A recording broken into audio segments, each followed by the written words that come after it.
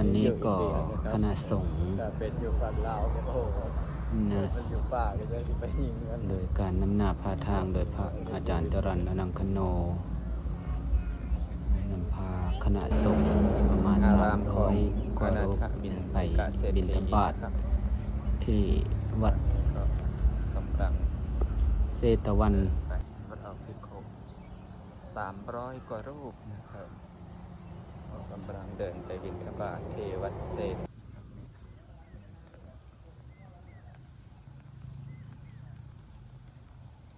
แต่สัตว์สาวาซิ่งนกหนูคุณนาเยอะแยะมากมายเพราะประเทศนี้เขาไม่ได้ฆ่าสัตว์กันนะเราจะ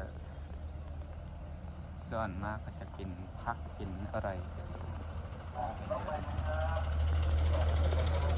ตัวลิงก็เยอะแยะเลยนะอยู่ฝั่งลาวนี่ก็โอ้โหนะไม่เหลือละขาฟันกันยิงกันทุกวันนี้ก็หาสัตว์ป่าที่จะเพราะได้เบิ่งได้เห็นเนี่ยจะบ่มีแล้วอยู่ฝั่งทางประเทศลาวเบิดแล้วบ่ค่อยมีให้เห็นแบบนี้นะอันนี้อยู่อินเดียอยู่ทางไปวัดเศรตวันมหาวิหารฝูงลิงฝูงนกฝูงหนู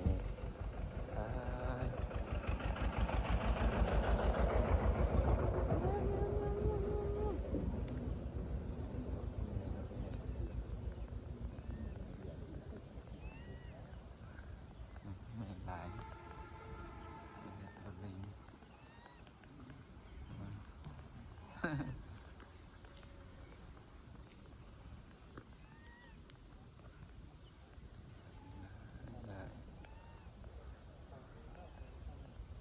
โอ้ตัวนี้ใหญ่ใช่ไหม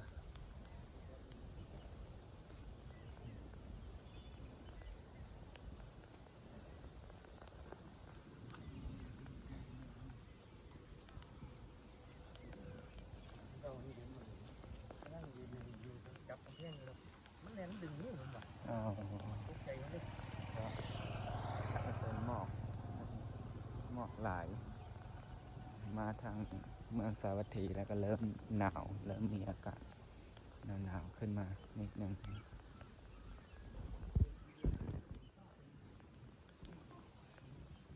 นี่ก็จะเป็นถึงแล้วนี่เป็นรั้วนี่ก็เป็นวัดเศรตวันของวัดเศรตวันแต่ละมันยังไม่ถึงทางเข้าก็อยู่ตรง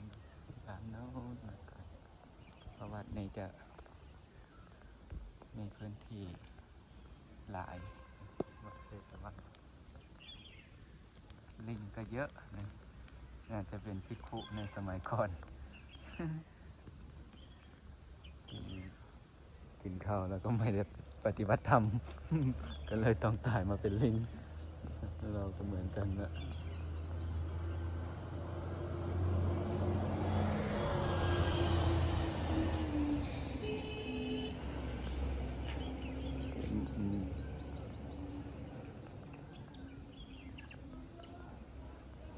บวชแล้วก็มูทั้งหลายก็มันลุทำไปเบ็ดแต่ตัวเองก็ฆ่าแต่นอนอย่างเดียวเลยต้องมาเป็นลิงในชาตินี้เยอะๆเลยเป็นลิงก็ต้องเฝ้าวัดอีกต้องหาของกินอีกเหมือนเดิม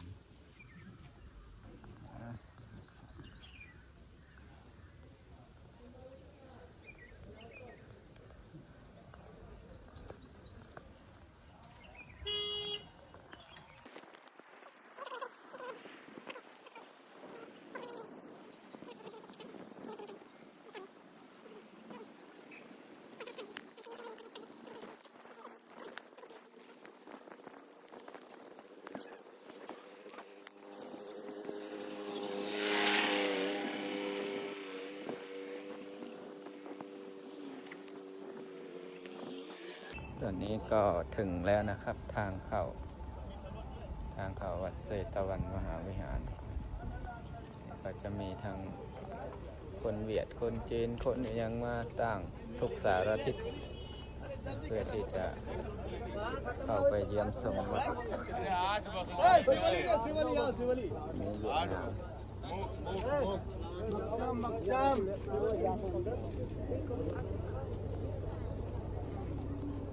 Makjam lope, makjam lope. นะ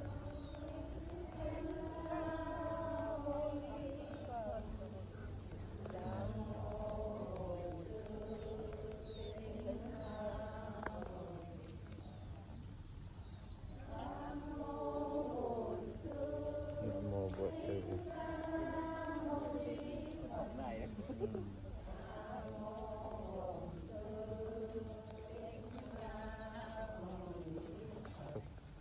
กสารทิศนะที่นับถือศาสนาเราจะมาร่วมกันที่นี้มาเพื่อที่จะชมไม่เคยถึงแล้ววัดเศรษฐวันมหาวิหารารามของอนาถบิณฑิกาเศรษฐีนะ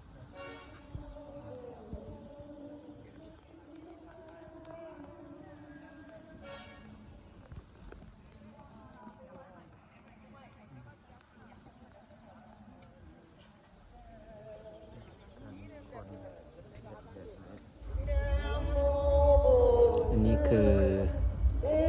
ออกตอนญาติโยมทางเวียดนามนะทุกสารทิศนะทั้งเวียดนามทั้งศรีลังกาเนี่ยเป็นส่วนหลายเลย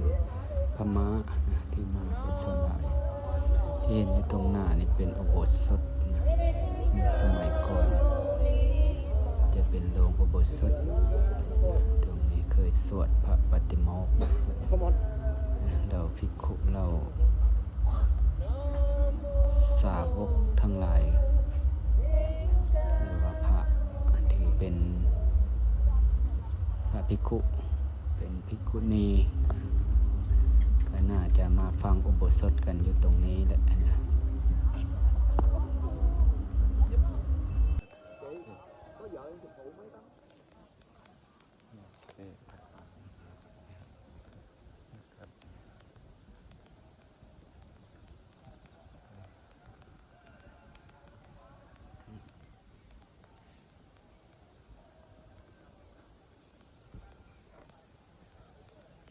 ในยุคข้างหน้านี่จะเป็นกุฏิขององค์สัมมาสัมพุทธเจ้าที่มีดอกไม้สีเหลือง